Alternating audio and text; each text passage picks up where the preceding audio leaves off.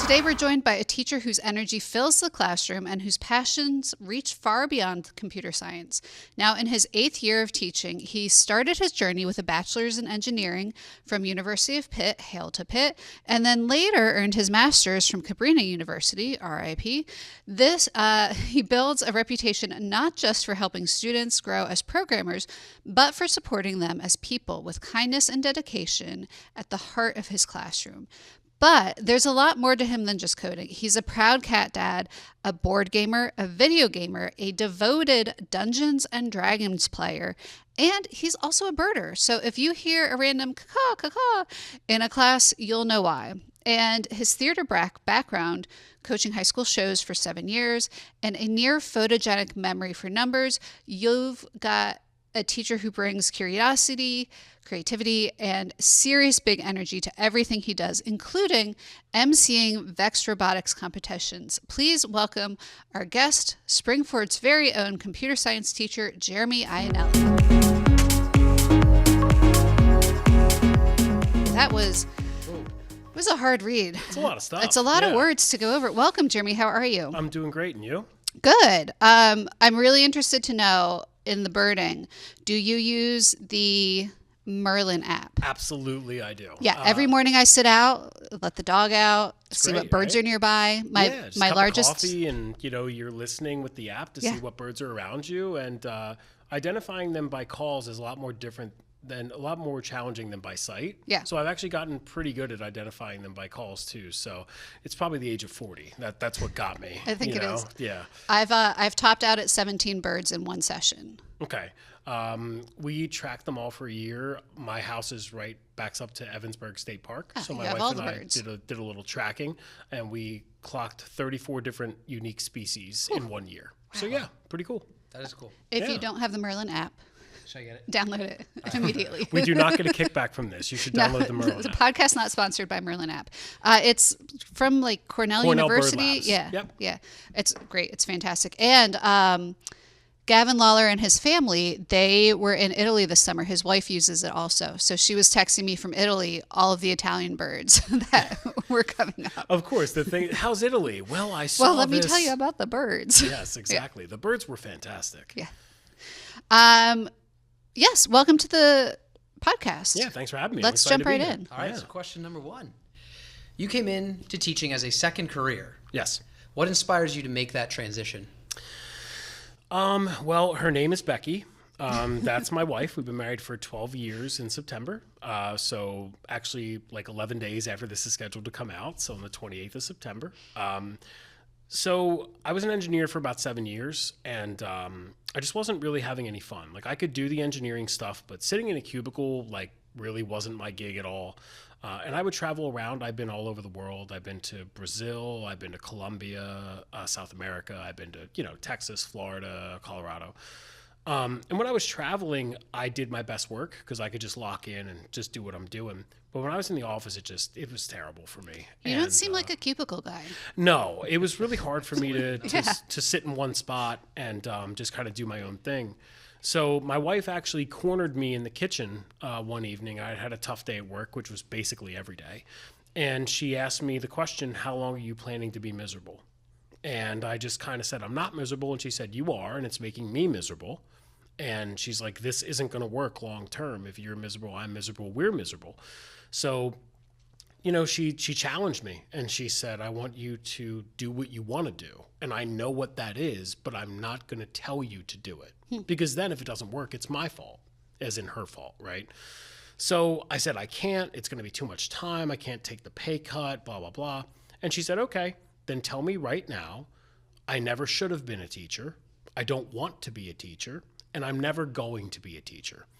And I cried my eyes out right then and there at the age of 31.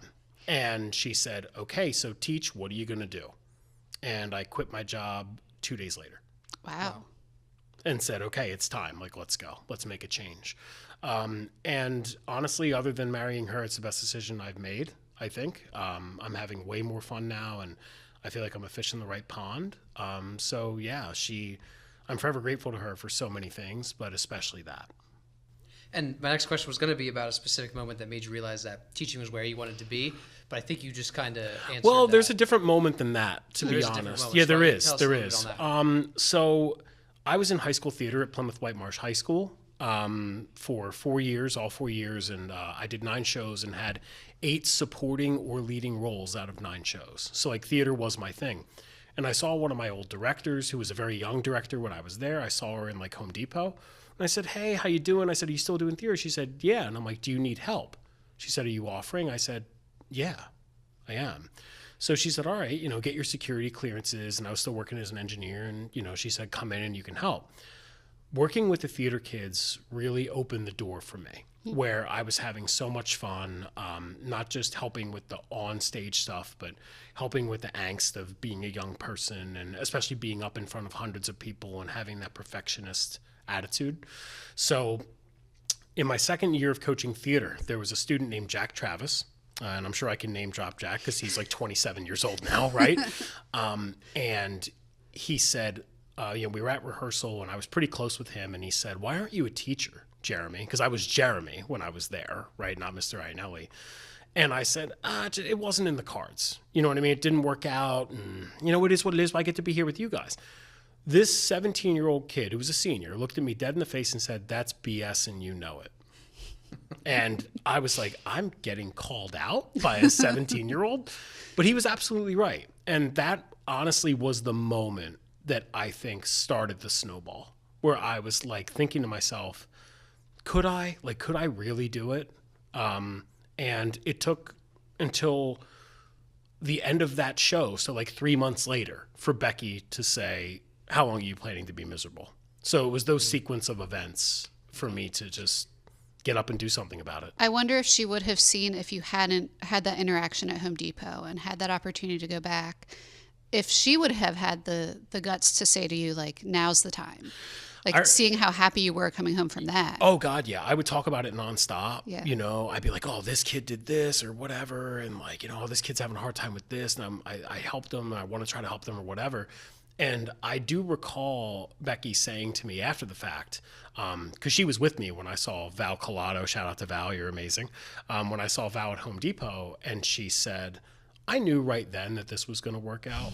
So when we came home, it's like, "Should I do it?" She's like, "Yeah, why don't you go help out?" She like Becky's that mastermind. Like she knows me better than anyone ever has or ever will, and she just knew this was going to be the thing. So it was all part of the plan, apparently. Well, I can't imagine changing careers at that point in your stage, because at 31, you feel like you're sort of set in where you're going to be, at least in a profession. What challenges did you face in making that change? Oh, a lot. To be honest, my mental health was not good at that point. I do have diagnosed anxiety, and I'm proud to say that, to be honest. And I struggled with it as a teenager, as a young adult, and I still had it big time, in my early 30s. So when I quit, I had a couple panic attacks of like, what am I doing? You know what I mean? Like I just walked away from a 6-figure salary. I was making pretty decent money in a very stable job. And, there were a few days of, just mini panic attacks and tears and like, what am I doing? Did I just screw up my entire career? Going back to graduate school, I'm kind of a perfectionist. In my undergrad, I wasn't the greatest student at Pitt. Engineering is tough, but I also didn't really know how to study, and stuff like that. Like most people struggle. So when I went back to Cabrini, I said, I need to graduate summa cum laude with a 4.0. And I did. But that anxiousness of, like, hey, I need to make sure I'm crushing, the entire time. And there's always that, self-questioning and doubt as well. It's like, is this really the right thing to do? How do I know? And the thing is that you're never going to know until you're there. You're not going to know until 8 years later into teaching. You can look back and say, man, it's the best thing I ever did. But that comes with time. So there were a lot of anxious moments, but having that rock at home, and having someone who's just endlessly loving and supportive was crucial for me. Yeah. If you could have gone back, and so we talk about, 31 is a big age to make a change. Yeah, I started at 30, and then 31, I was like in grad school. Yeah. So yeah. But looking at it now, in 40s, does it seem like, oh, I should have done it sooner? That was the perfect time to do it. I should have waited. Like, looking back, was it like just everything fell into place at the right time, or could have been different? It's complicated. I knew that I wanted to be a teacher when I was 18. I lived in Sutherland Hall, top of Pitt's campus. I lived across the hall from a number of football players, one of them being Joe Flacco, Super Bowl winning quarterback, who's now like in his 40s. And I think Joe is right now with the Browns. Yeah, he won with the Ravens, though. So shout out to Joey Flax. They're a purple team. So they are the purple team. Good job, Erin. You're doing great. But yeah, like I lived across from some football players, and I would tutor a couple of them in algebra when they needed help. And one of my good friends, Martha Compton, she was in calculus, and she's now a veterinarian, but she doesn't really like math. So I had gone through AP calculus in high school, so I would tutor her. And I remember Martha, we're still good friends to this day.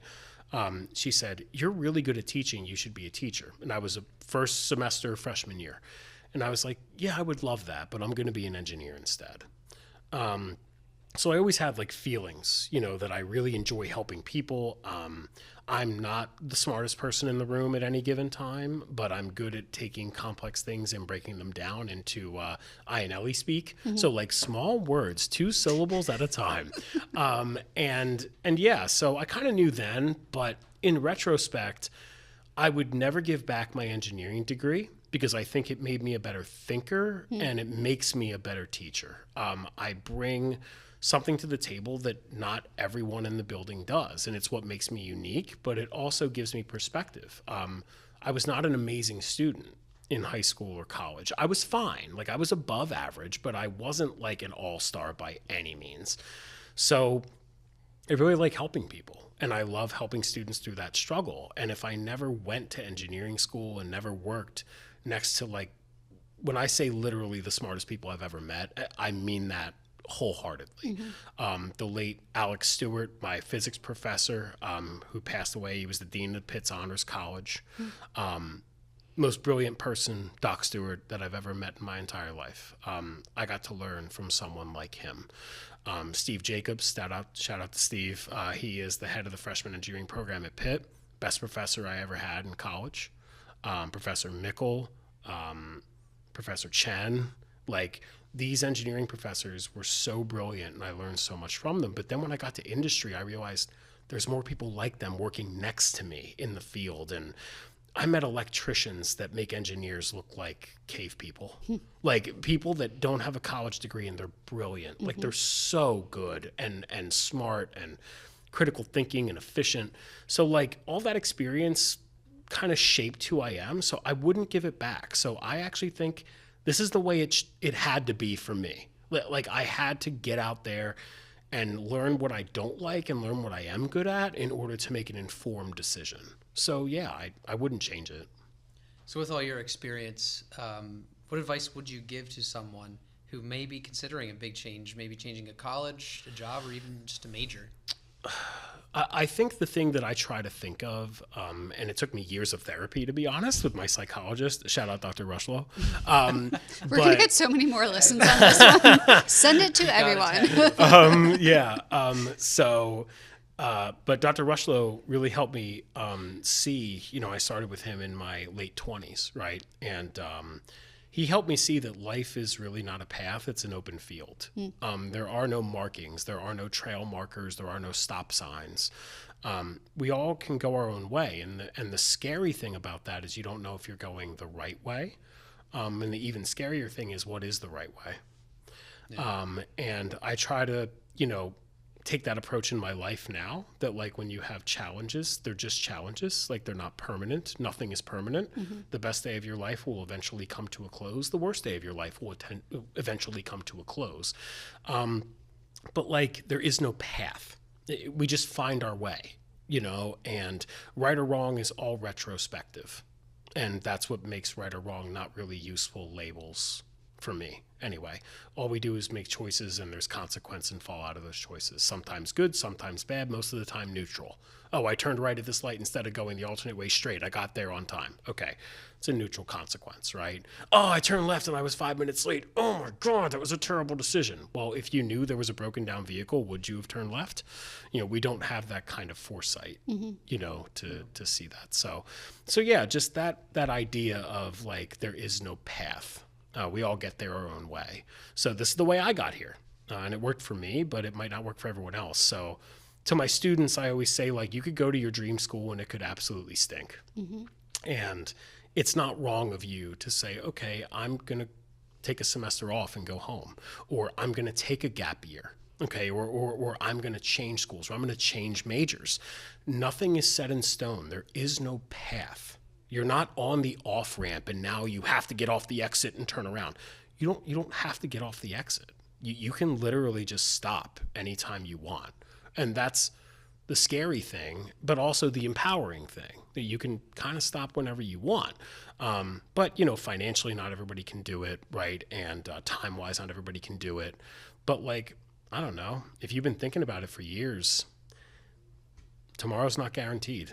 So why not? Somebody we know just changed her careers, and she posted on her new Instagram account, your wife, Andrew.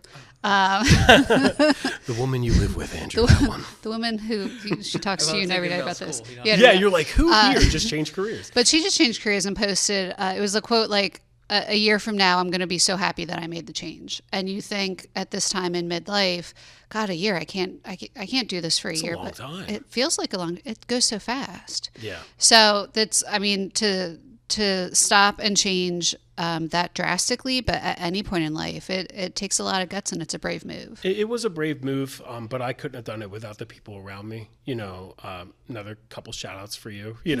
Mickey Engel, teacher at Plymouth Whitemarsh High School, computer science teacher, right? Also the theater director, dear friend of mine, mentor, role model. Melissa Downer, Val Collado, Maria O'Connell. Or O'Connor, I think. O'Connor. Yeah, Maria O'Connor. Jen Cray, all the people I worked with at Plymouth Whitemarsh Theater, Eric Scheidley, huge names for me, but they were always talking to me, reassuring me, right? Like saying, hey, it's going to be all right. Like, hey, you're really good with the kids. You'll learn how to teach. It'll be okay. And then of course at the top of the mountain is my wife, right? Just saying like, hey, this is the right thing to do. And my family was always supportive too, to be honest. My aunts, uncles, my cousins, like all my close friends, like I was very fortunate. I am very fortunate to have people around me that love and care for me. So I'm really thankful for them. Well, that was sort of where you started. Yeah. And how are you bringing those experiences from the engineering world into your classroom with your kids? The first thing is that I'm very detail oriented. I'm very like, let's get down to the nitty gritty. Let's not talk about how to do something, but why we do it, and how it works. I think that I like to say I train engineers, right? Like I have an engineering training ground here in my room 252, right? But not everybody needs to be an engineer. I think that critical thinking skill and that idea of productive struggle is something that we all can stand to have a little bit of, and I had plenty of that and have plenty of that on a daily basis. But I think that when we're talking about electrical signals and we're talking about computers and machine language, I can cite various examples that I've actually worked on in the field. Like, hey, there are temperature sensors in this steel mill, right, that are measuring temperature of this molten steel, right? These temperatures fluctuate. They change very, very quickly. So if you're making a program that's going to throw an alarm every time it drops below 2,000 degrees Fahrenheit, if it's close to that, you're going to be throwing an alarm every half second because it's bouncing up and down. Like it's not a continuous signal. So the idea that you have to put something called a debounce switch in. Like, okay, I'm going to throw an alarm if it's been below 2,000 degrees for a full 3 seconds. right? That way you get rid of that noise. Just small things like that if I was never in the field, you don't think about the stuff until you're there. Like I remember being a young engineer saying, I wrote this program, I tested it, it should work, and now it's completely busted and I'm getting frustrated, right? And I don't know why. And one of those aforementioned electricians would go, hey, hot stuff, it moves around a lot, Did they teach you that in school? And I'm like, at first I was like, talk to me like that, like I'm the programmer here. But then you're like, well, wait a minute, like they know there is no substitute for experience, and intelligence is measured in different ways. So getting over yourself a little bit when you're young, and we all have that. But just having those moments, I try to bring that into the classroom and pose different questions of like, okay, does this work? Okay, that's level one. When wouldn't this work? What could we do to break this? That kind of stuff, I think, really lends itself to being an engineer and solving problems out in the field that I wouldn't have seen otherwise. What surprised you the most about being a teacher? There's a few things. How tiring it is the first thing. I can say now that I work harder now than I ever did as an engineer. Mostly because I'm passionate about what I do, and I try to give everything I have on a daily basis to an acceptable level, right? You can't burn yourself out. But like when you really put your heart into something, it's tiring, man. Like right now, I'm coming off teaching 6 periods today. My voice is tired, my legs are shot. Like I'm tired. And Becky said to me yesterday, she said, "You don't have your sea legs yet. It's the beginning of the school year." So I went home on Monday after our first day, and I passed out at 5:15, for an hour and a half. And I'm not that out of shape at this point. Like I'm in decent shape. I work out. I try to take care of myself. And no, it's just tiring. So that's the first part, is that it's tiring. And I think the second thing that really surprised me is just how interesting the kids are. A lot of times you think like, oh, they're just being dingleberries, they're just being silly or goofy or whatever. And it's like, no, they're being rude. Like, you need to respect me, and you don't care about this place or anyone else in it. And I've learned that there's a very, very big chasm between maliciousness and mischievousness. There's a really, really big divide. And most young people that we work with, especially in our district, they're mischievous. They're not malicious. They're not trying to hurt anybody most of the time. Yeah. They're trying to get a laugh or get some likes on the TikTokies, or whatever they're doing. But it's like mentoring them through those moments instead of raising your voice and, something like that. Like that surprised me, where I thought like, nope, you got to run a tight ship. Nope, whatever. And then you get there and you're like, no, like that's not it. You catch more flies with honey than you do with vinegar. And being rude or strong from day one, like it has its place, but I don't know, it's just not my style. I've also learned that there's different ways to do it. There's a lot of teachers in this building that I admire, so much, that are very, very different than me. And I try to learn from them and take pieces of what they do and incorporate it into my style, rather than trying to fit their mold or have them fit my mold. And we talked at the open, we included your energy is part of what you're known for. I can't imagine giving that much energy throughout the day. I mean, when I have big energy days, I'm like, I just need to sit in silence in the dark. Yeah. Leave me alone for a while. Nobody talk to me. Nobody look at me.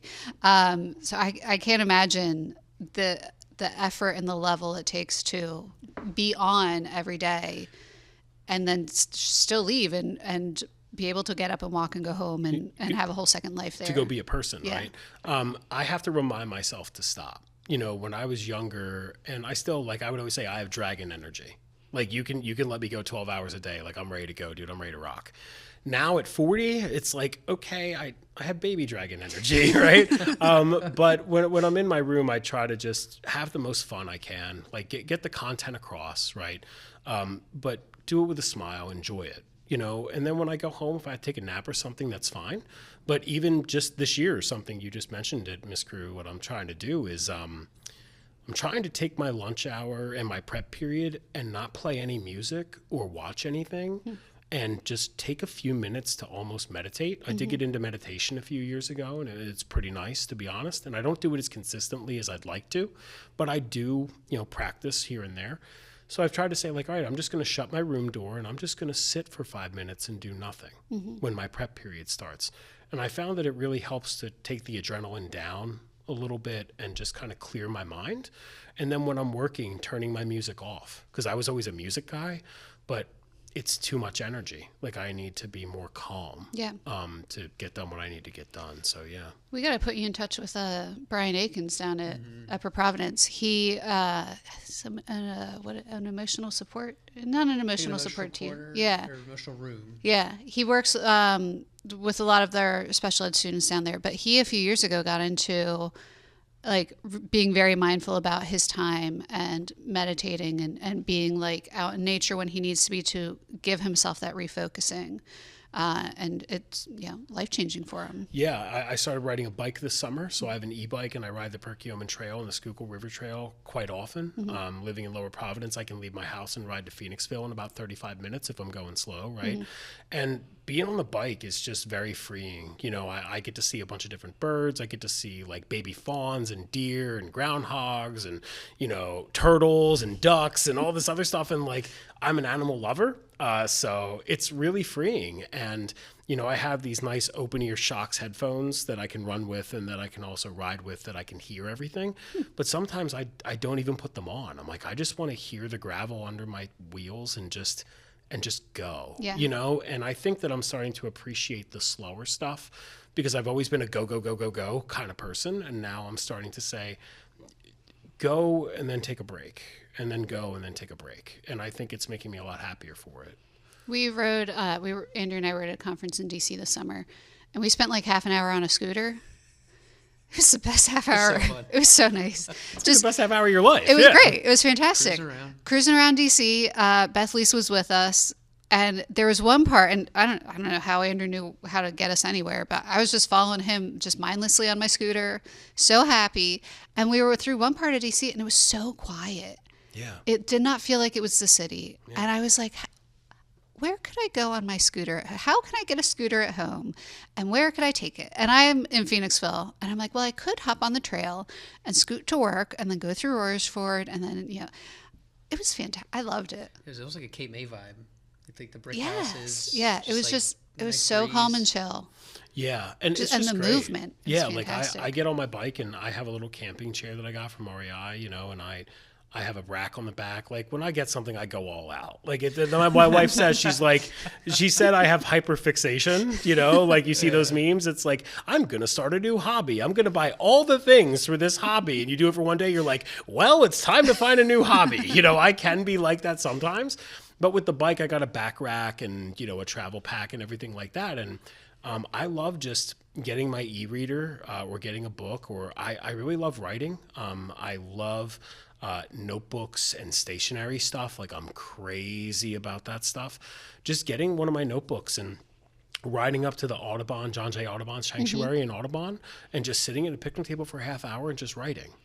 And I'll just write what I'm thinking, or I'll write about one of the D&D characters and I have an idea for, or something like that. Or I'll just read a book for a half hour in silence. And it's like, man, I don't know, maybe it's middle age, but I appreciate those moments so much more than I ever have. And I really, truly love those moments. And even better when I can do it with Becky, and she's started riding with me now too. So it's a lot of fun where we can just get on the bike and ride to Phoenixville and go down to 1278 or something like that and have a drink and just hang out outside.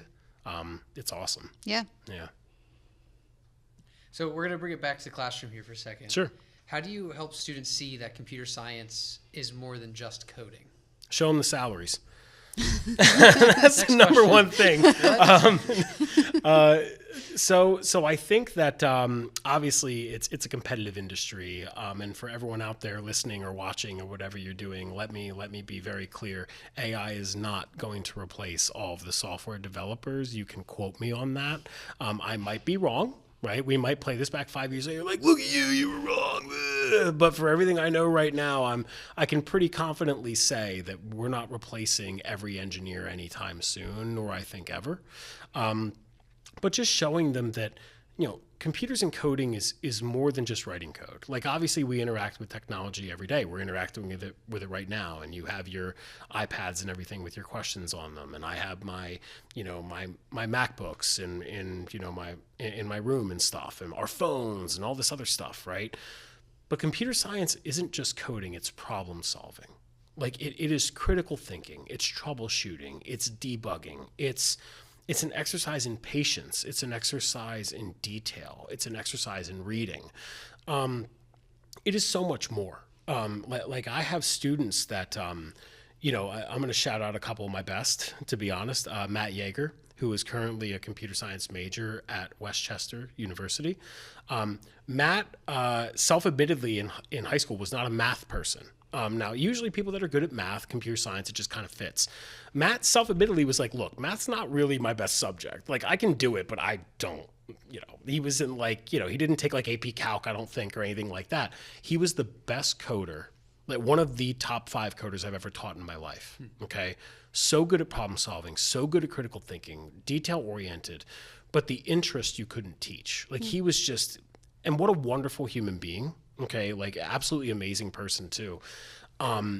Like, it's not always one-to-one. So there are other skills at play here. It's not just analysis and mathematical reasoning and whatever. A lot of it, the best coders are people that know how to find information, people that know how to ask questions, people that know how to be patient. Like, it's a lot more than that. So in my classroom, I do a variety of things that are different, I'll say. I read kids' books to my kids every year. Rosie Revere Engineer is kind of my claim to fame. So we go and we sit crisscross applesauce outside, and I read them a book like they're in 2nd grade. The book is about 2nd graders, but there's life lessons to be learned. We look at my college transcript. My cumulative GPA was 2.736. And I say, is that good? And all my students are like, that's awful. I'm like, thank you, because the number doesn't tell the story, right? And I try to just show and paint that picture that, like, being good at this doesn't mean you're going to be good at coding. Being good at coding doesn't mean you're going to be good at that. And it's all about, like, growth. So I just try to show that. And analysis and being detail oriented, those are things that serve us in life, and coding puts that at the forefront. So I think there's a lot more to get out of it than just coding. I hope that answers the question. And the next one. Is that the book that you may or may not give students who impact you? Yeah, I can neither confirm nor deny that my Impact Award students may or may not have received their own signed copy of that book with a message from me inside. That book was actually read to me at Cabrini during my graduate program. And for the life of me, I can't remember the professor that did that. But he read us this book, and, he showed us that when you teach, it's not just about the content. It's about how you're teaching it and the thematics behind teaching, and the support, and the book's about taking risks. Rosie Revere wants to be an engineer, and she's in 2nd grade, and she makes stuff that breaks and doesn't work, and she doubts herself, and her great Aunt Rose, who's modeled after Rosie the Riveter, comes and kind of lifts her up and tells her you have to fail to succeed, right? You have to try and fall on your face sometimes in order to be successful. So, like, that theme is something I try to bring into my classroom, but I take a whole day to read that book. I take a whole day to look at my transcript. And I think when I was in teaching college, I was like, well, this is a waste of time. Like, I need to get through content. I should be assessing. I should be doing this. And it's like, yeah, if you're doing that once a week, there's probably better ways to spend your time for the student, scholastically. A lot of this could be self-serving. But I think a couple days out of the year, I've been known to have my kids take a mental health day once in a while. We have a tough unit, and I've taken them outside to meditate before. I've taken them outside for bird walks before, because we all need that time, right, in that space. And you got to know how to read the room, right? And that's something that I'm still learning to do as an educator.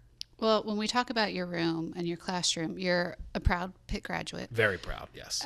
Aside from the flag in your room, how does Pitt pride show up in your classroom and your teaching style? Obviously, any chance I get, I need to rip West Virginia and Penn State, right? Like, and to all the Penn State grads out there, yeah, I know there's a lot of y'all. It's called a cult. Okay, you should look up the definition for that one. It's like the picture of the lion is right there. But no, just bringing that Pitt pride and telling stories from my time at Pitt. and talking about Professor Jacobs, and Professor Dan Budney, who is another one who I'll just never forget, and Professor Kevin Chen, like all these people. And Pitt Pride, just when a kid does something well, saying, you should be going to Pitt, that, right? Remember, second best school in the state, best school in the state, not named Carnegie Mellon or Penn. Those are pretty good, okay? Other than that, it's us. Like, let's be honest. You know what I mean? Football doesn't matter. Y'all haven't won anything for 30 years anyway. James Franklin's your coach. Get over it, okay? Actually, he's a pretty good coach. I'm not going to rip him, right? But, like, just bringing that pride and repping my school and talking to the FPC and talking to Marissa Sussman and Maggie Lucenia, I've heard that our Pitt numbers have gone up. They have. We see that every year at Decision Every Day. year it It's a goes growing up, group. and man, I don't know why that happens. But I will say that every person I know that went to Pitt, my wife also went to Pitt too. It's where we met. Everyone I know that goes there currently, the students I keep in contact with and alumni that I know, not one person have I met that has had less than a stellar experience. And I mean that. Like, that place gave me a lot. That place grew me up in a lot of ways. And that's my home away from home. Like, I'm Philly born and raised, right? I'm go Birds, go Phils, right? There's no sports allegiance there. But other than that, other than the sports allegiance, Pittsburgh's my home. When I feel there, I feel more at home than I've ever felt. And it's still that way. I can drive through Shadyside and go on Kentucky Avenue and look at my old apartment and be like, that was cool, man. Or go through Swickley, west of the city, and the Hidden Gem to the west, where Becky and I live together, and be like, that place was awesome, man. Like, the people of Pittsburgh are great, too. Their sports fans are terrible. They're unbearable, okay? Like, the Steelers Worse have than six us? Super No, not worse. We're pretty bad. Go Birds. But no, like, I think that, just telling stories about it and telling kids, like, go see it. Because most kids and families go see it, they're like, wow, that place was really cool. And it's like, no, it really is. Yeah. So, I was going to say, I was down in D.C. years ago, like, it was in the 2000-somethings, early 2000s. And it's like 4 a.m. I'm I'm leaving to go out. I'm not, like, coming back home. Not that night, anyway. Not that night. And in the subway, somebody starts an Eagles chant. I'm like, it is 4 a.m. in Washington, D.C. It never leaves you, brother. Where It never is leaves this you. coming from? It Go doesn't matter where Birds. you are. You can inevitably find somebody who loves the Eagles, and then followed by a Phillies fan. So I'm more in line with the Phillies. I hear the Eagles chant. I'm like, come on. Yeah. anywhere. Listen, Birds won a Super Bowl, and, like, the way they did it, I was so happy, obviously. But I'll tell you what, man, when the Phillies are good, there's nothing like it in this town. When the Phillies are good, like, when they're good and it's Red October, like that 08 team is still my favorite Philadelphia team of my lifetime. Goosebumps. Every time I see Like, the pile-on Yes. from the World Series. Yes. It's And my I think favorite. I could still name everybody on that roster. Like, that team embodied Philadelphia. And, like, yeah, the Eagles are always going to be the biggest ticket in town. Okay, and we have a bona fide QB1. Like, put some respect on his name, please. Okay, we have a bona fide Super Bowl winning coach. Like, can we stop this nonsense? Okay, WIP. Like, can we stop the? Is Jalen Hurts elite? 2-5. Like, come on. Can we stop this 94, nonsense 94. now? Right, 94 WIP. 2-2. Okay, can we stop this? But yeah, like, it's just like there's nothing like it. So, Yeah. like, when you grow up here, like, if you're not a sports person, that's cool. But man, when you are, man, there's nothing like being a Philly fan. Yeah. I just heard on the radio this morning what they renamed the Wells Fargo Center. What's it named now? Isn't it Xfinity? No. The Xfinity Center? Xfinity Mobile Arena. I hate it. It doesn't feel It's the Wells same. Fargo It's- Center. it's- Well, see, I remember when it was it's the. lumpy. Well, I remember when it was the Spectrum. Core State Spectrum. Yeah. The Spectrum. Yeah. Right? I thought it was the Spectrum, I think still. Yeah. It was something don't we have before a Wells Spectrum Fargo, I somewhere? think, too. Yeah, I remember the earliest one for me was the Core State Spectrum. I believe was the one that I remember being a kid. Yeah. No, the And obviously, Veteran Stadium. I forget it with already. The Xfinity Xfinity Mobile Arena. Xfinity Mobile Arena. It doesn't flow. It's not arena though. I don't it's know about it's a that. stadium. Yeah. Well, Preston and Steve are going to do their show live there next week, which was where I heard they made the announcement this morning. I was like, that just doesn't. That's another Philly mainstay, dude. Preston and Steve, know. like, come on, man. Yeah. Like, that's you've been doing it for so long. I get Like, nervous it's every incredible. morning now because they let Kathy go. Every Yeah. morning I'm like, oh gosh, are they on vacation or are they out? What's happening? Radio, unfortunately, like public radio is a media that's been suffering cuts, you know, Yeah. and you know, I also listen to NPR and stuff like that too. And like public radio is something that's super important, man. And, you know, radio stations, they're just trying to stay alive. I get it, but I don't want to be hearing about the birds in May. You know what I mean? Like it's like, oh well, is Jalen Hurts elite 215? It's like it's May, guys. Like they just won the Super Bowl. Like, but I know like that's what sells. Yeah. You know what I mean? And you know, I just hope they figure it out because I think radio is a really amazing It is. media platform, and Especially I think it's underappreciated. a local station Yes, that's yes. still local and live. And yeah, I may or may not have written a strongly worded email to the Beasley Media Group. Well, A politely worded email, strong but but polite. strong. Yeah. You guys messed up. Let me tell you why. Yeah. Yeah. Here's a gentle suggestion. Okay, well, go All ahead. right, we're going back. So, fun fact: when I was at Kutztown, I started as a computer science major. Okay. For about 2 Did years. not know that. Then I transferred over to electronic media, TV. What advice would you give students who are curious about computer science but are unsure if it's for them? 'Cause, like for me, it wasn't for me. I thought it was, but it really wasn't. So I don't want to say I wasted 2 years of my college career, but it did take me an extra year to graduate. We don't have to go into that right now. But what advice would you give students who may be curious about it but just unsure if it is for them? Number one, try it. There is no substitute for experience, right? And I think that things like engineering and computer science get different reputations. People love to opine now in 2025. Like you can find a YouTube video. Let me tell you why. Computer science is a dying industry, right? And it's like there's a 24-year-old person on camera who hasn't worked a day in their life as an engineer telling you why it's dying, right? So everybody has an opinion, and like that's cool. But I think the number one thing is you got to get out and try it, right? Like if you're a Springford kid, you should be taking one of our computer science classes. Okay, like you should. You should check it out because it may or may not be for you. And I think that, at least for me, there's a big difference between the idea of doing something and liking that versus actually liking doing the thing. Mm-hmm. So being an engineer, that idea in my mind was like the most glamorous, you know, thing that I really wanted to do. And then when I got there and I realized I didn't like it, I should have just pivoted. But I was stubborn, I was young, I had family pressure to continue, to be honest, as well. So like, but I wouldn't have known that if I didn't try it, if I didn't do it. And we all have like this self-doubt. Like for some reason, everybody, because I taught math my first 2 years as well, and I have a math certification. And everyone's like, oh, well, I stink at math. I remember teaching 9th grade math in room 411, where Miss Drummer is now. And shout out to Gabby, she's incredible too. Amazing math teacher. But when I was in room 411, I remember teaching Algebra 1 and kids going, I hate math. I go, okay, tell me what you hate about it. Well, my mom wasn't good at math, so now I'm not. And I'm like, okay, it doesn't work that way. Number one, there is no gene like sucks at math. There it is. You know, it's in my cells. No, it's not. And that attitude is very pervasive, you know, and it kind of permeates through the sciences, to be honest. And, you know, if you go out to dinner with a bunch of friends, or you go to like a family reunion or whatever it is, you know, people are like, oh God, I was terrible at math. Yo, me too, me too. You ever hear anyone say like, I can't read?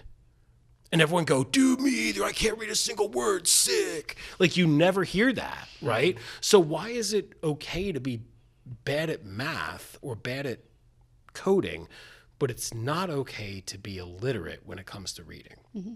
And I think that kind of stigma, the only replacement for that is trying it.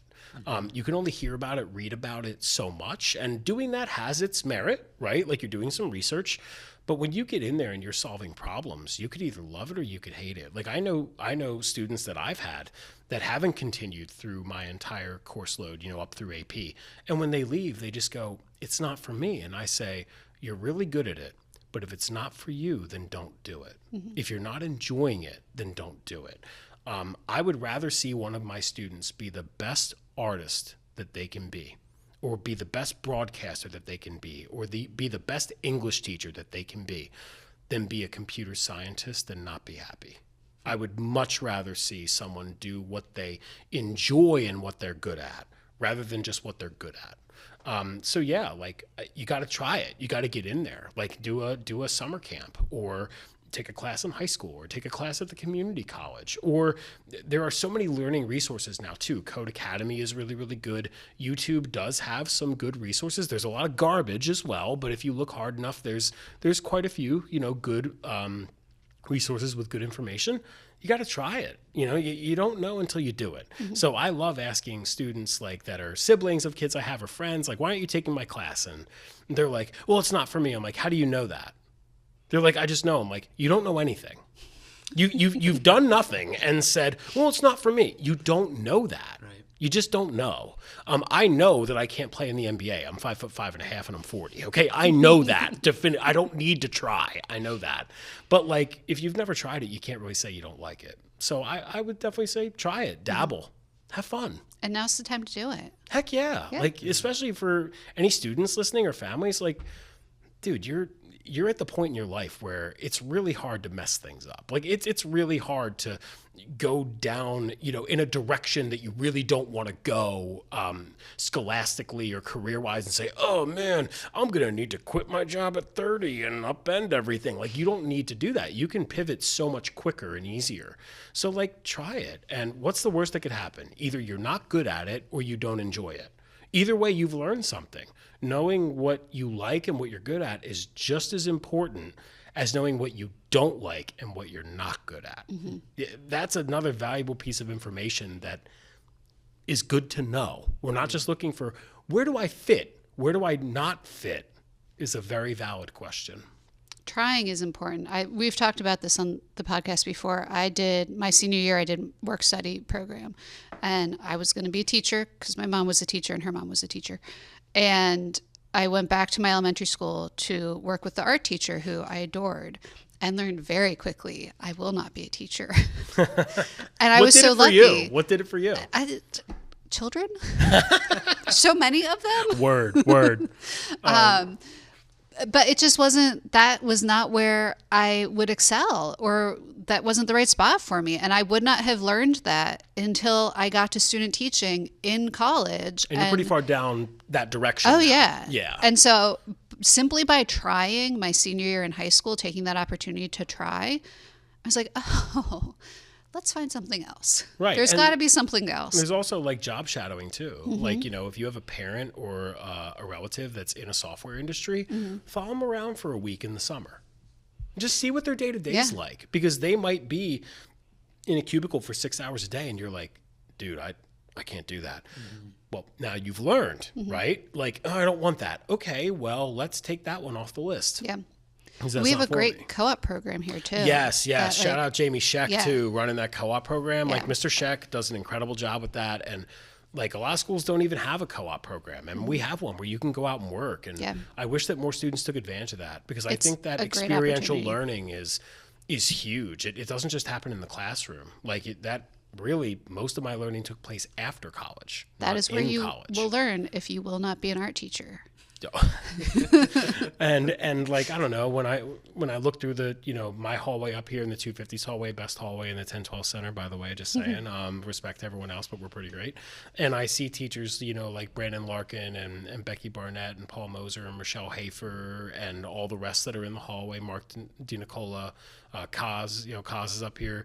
Like, you see teachers that are really passionate about what they do, and you can tell by the way they wear it every day. Mm-hmm. You can tell by the way they interact with their students and stuff. And it's a really good vibe. And you're like, yeah, you don't know that until you've done it, though. And if you're going to teach for a number of years or do anything for an extended period of time, you can't hate it. Mm-hmm. Like, you don't always have to love it. There will be moments where you don't love it, but you can't hate it. And it's just not going to work. Like that's a long time to have to go into work, even one day a month, and be like, I dread this. Like, I would rather be anywhere else but here. Mm-hmm. The amount of mental and emotional energy that takes is just huge. So yeah, you got to do it. You got to try. When we talk about AI, looking ahead, where do you see computer science education in the next 5 to 10 years? So I think that we're going to go through, and I'm not an expert, it's just my personal opinion. I think we're going to go through a little bit of a turbulent period. I saw that College Board just released the framework for an AP computer science curriculum that they want to release in the 2026-2027 school year. And I just skimmed the document, and obviously I'm sure it's not completely finalized, but one of the leading units was analyzing security risk with and without AI. And then proposing security adjustments or something like that, security protocols with and without AI. And I read that and went, okay, what does that mean? Does that mean you're proposing something that uses AI, or are you proposing something with the assistance of AI helping you formulate your plan? I think AI is just a hot thing right now. And I think it has its place. There are certain things that it can do and will be able to do in the coming years that are going to be groundbreaking and incredible. Okay. But I also do think that we live in a capitalistic society where the common denominator is there's this new great thing that's going to make everything better. Okay. Do you know that OpenAI, to my knowledge, but I heard on NPR a couple weeks ago, has not turned a profit for the entire lifetime of its company? It is literally a money pit. They survive off of grants, venture capitalists, government contracts, and stuff like that, right? They have not turned a profit, okay? How does an AI company turn a profit anyway? Unless you're putting advertising there, or you have, specific LLMs that are going to be used in specific industries or for specific companies. And this is beyond my pay grade. I don't know how they turn a profit, but I think it's the hot thing right now. And I think we have to be very careful how we navigate this. I think that we should be educating our students on how to use AI in an ethical and helpful way. For example, feeding an LLM, a paper that you've written and saying, critique me. That could be useful. Saying you're going to have to write a report on this book and saying, hey, here's my thesis statement. Here's what I want to write about. Here's some things I want to include. Write me an outline for this paper. That would work. Like a peer collaboration. Yeah, and collaborating with it like a peer, I think is really useful. Yeah. But there was just a study done, I think at MIT over the summer, and I heard this on NPR as well, so I think this is valid, but fact check me on this, internet, please. What's the Twitter one? Ask Grok? Yeah, let's ask Grok. Let's not. Grok went off the rails. Let's not ask Grok. I don't even know the login for Twitter anymore. It's called X. Excuse me. It's called Twitter. Yeah, it's still Twitter. But yeah. So they did a study at MIT, and I think it's in peer review stage now, where they took a group of very highly skilled academic students and had them do an entire term or semester or something. And some of them used AI and others didn't. And they saw that the ones that used AI, their skills in writing and formulating arguments decreased by a significant amount. Their reliance on AI increased significantly. So they were starting to use it for just questions, and then it really took over their workflow. And the other kids that were not allowed to use AI, the other students, I should say, they're young adults, right, actually improved, significantly. I'm interested to see that research if and when it is peer reviewed and officially published, because I think that's going to tell us a lot. Yeah. In my classroom, I've actually started moving back to paper and pencil notes because the act of writing is slower than typing. And it allows you to absorb information more. Some research shows that, and also it's my personal opinion too, and my bias, I guess. But a lot of my students say, yeah, writing it, and that forces me to talk slower as well as an educator, so we get more into the details. So I think we're actually going to go 2 steps forward, 1 step back. I think in a couple of years we're going to realize, wait, what are we doing here? I don't need ChatGPT to help me write an email to Dr. Kelly Edwards, my boss. If I have a tough conversation to have with her, I need to figure out how to have that conversation. And asking a language model to help me with that, I think, is kind of disingenuous of me as a person. So I think it has its place, but I think in education, we're going to see a lot more of it. And to be honest with you, as long as I'm here, we're doing less of that. Students in my classroom are not permitted to use AI for any assignment, full stop, period. We have to learn, and we have to learn through making mistakes and trial and error. And yes, if we were in professional industry and we needed an answer to something and we go to ChatGPT or Gemini or whoever, you're a professional. You're trying to get stuff done, right? You're working in a company. Time is of the essence here. You're a student. Your time is supposed to be used for growth, not for generating answers. And I think that to grow, you have to be wrong sometimes. And to grow, you have to struggle a little bit.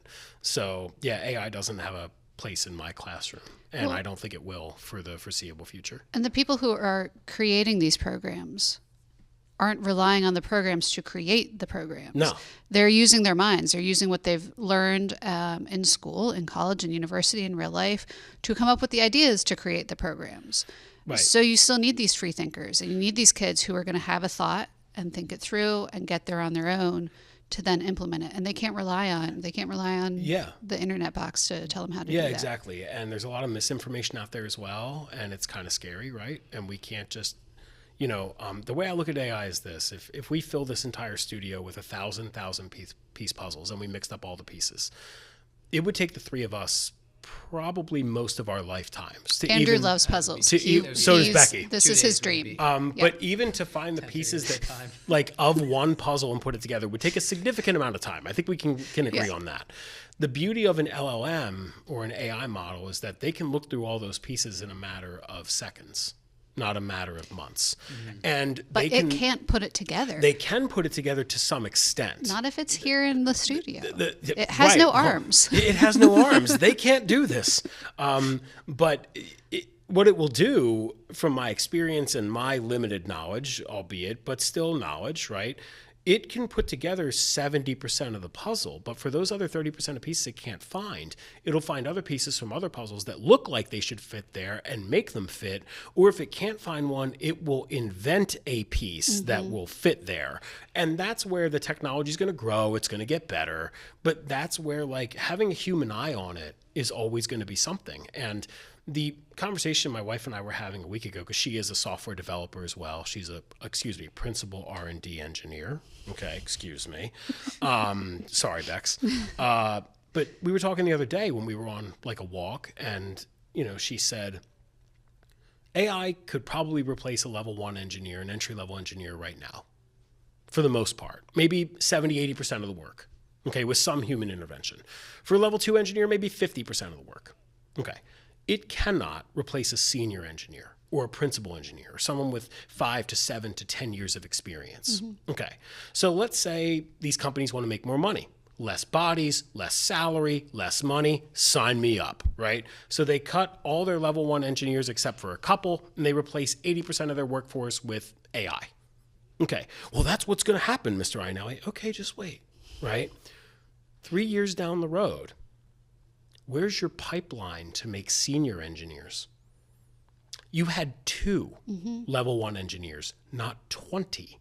Unless those 2 are skilled enough to grow in that area and loyal enough to stay with your company, you now no longer have a senior engineer. Eventually, you don't have anyone. So unless this technology is going to grow exponentially over the next 5 years, replacing everyone with AI is advertising. That's not reality, right? So I think it has its place, but I don't think it's going to be a circumvention. I don't think it's going to be like, you're out, AI's in, bye, right? Like, I really don't think that. I can say confidently after being in automation, we don't need anyone working in the fast food industry. We don't. We could have automated that without people 20 years ago.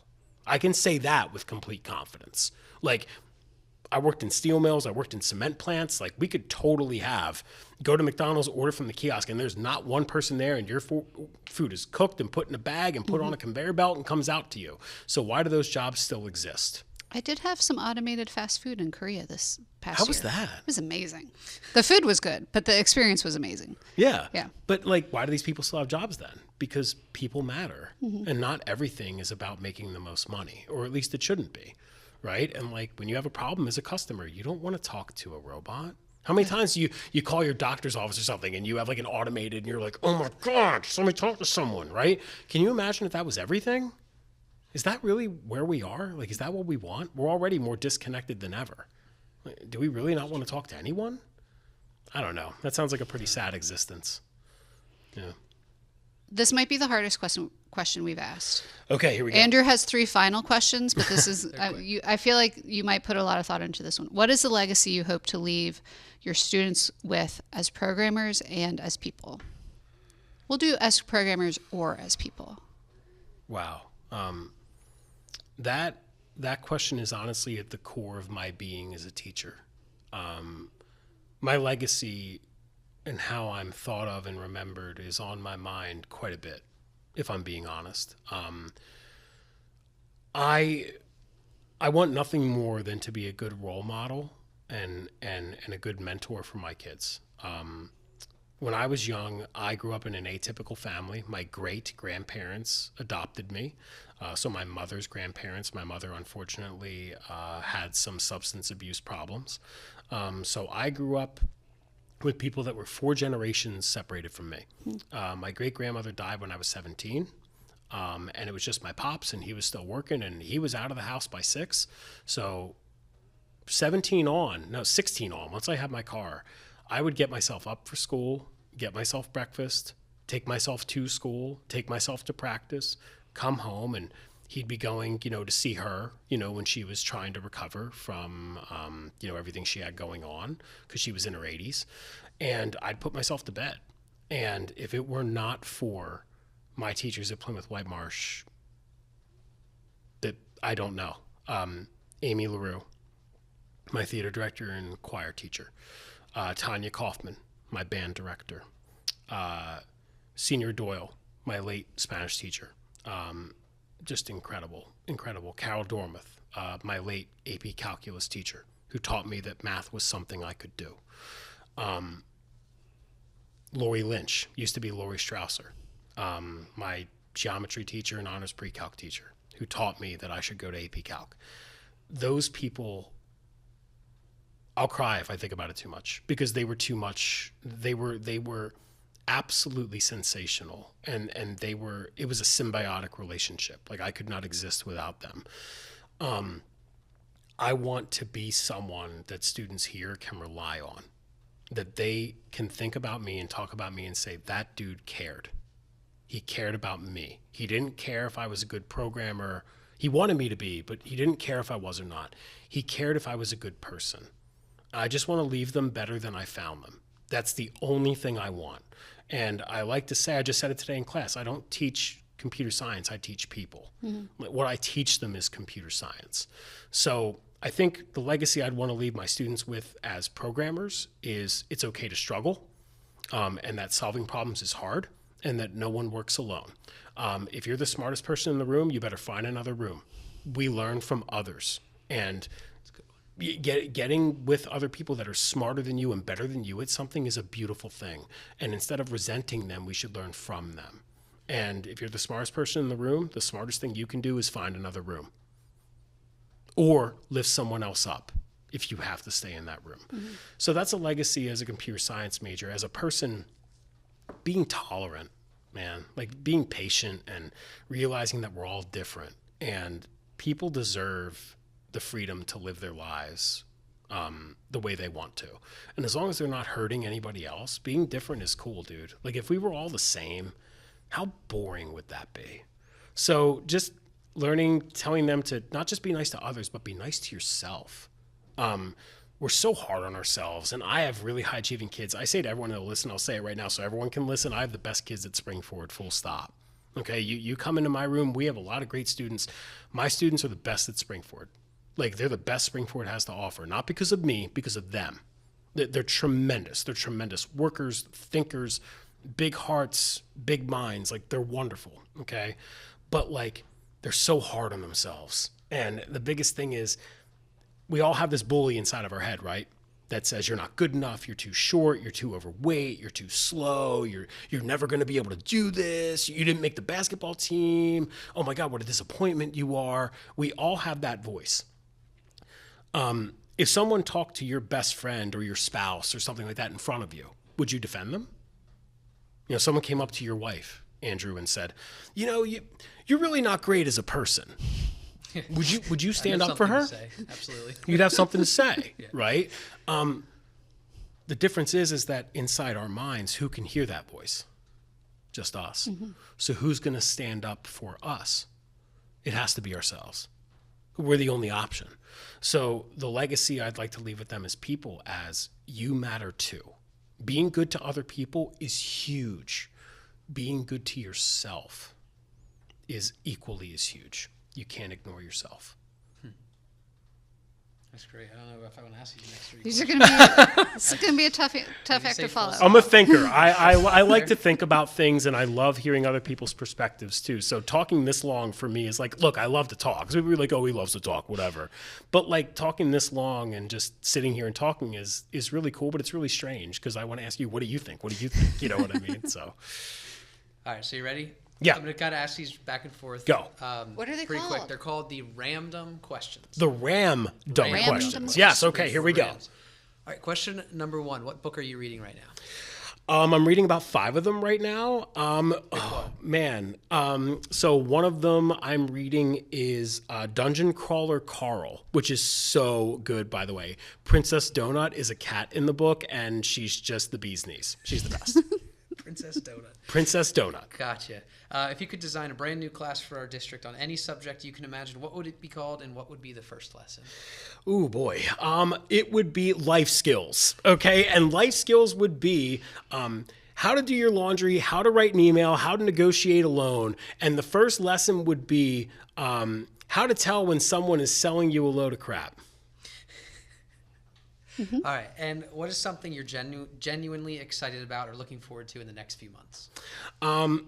So I'm really looking forward to Spirit Week this year. I like Spirit Week, but I grew my hair out.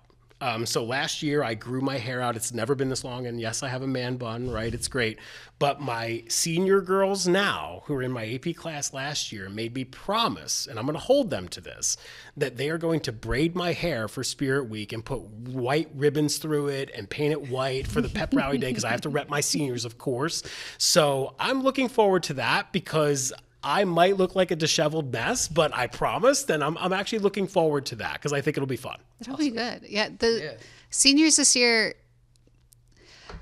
I noticed last year coming out of, as we keep saying, coming out of COVID, the seniors last year didn't quite get what the energy level needed to be in that gym.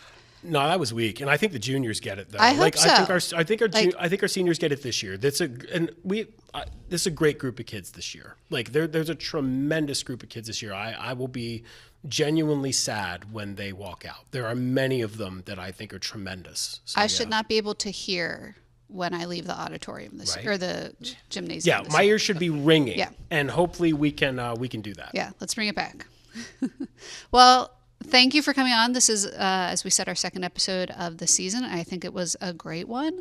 And we had talked last year about you coming on, and so I'm glad you were able to carve out some time today at the end of your day and still continue to bring the energy, even though you gave it all day long. Hey, man, it's great. I'm just, thank you for having me. And, Springford's a great community. I'm really glad to be here. No glaze, as the kids would say, like not kissing up. But no, I really do love being here, and working with you guys is great. And I'm just glad to rep my district, and I hope I do it well. Yeah. So, yeah. Thank you. Thank you. You got it. Thanks a lot.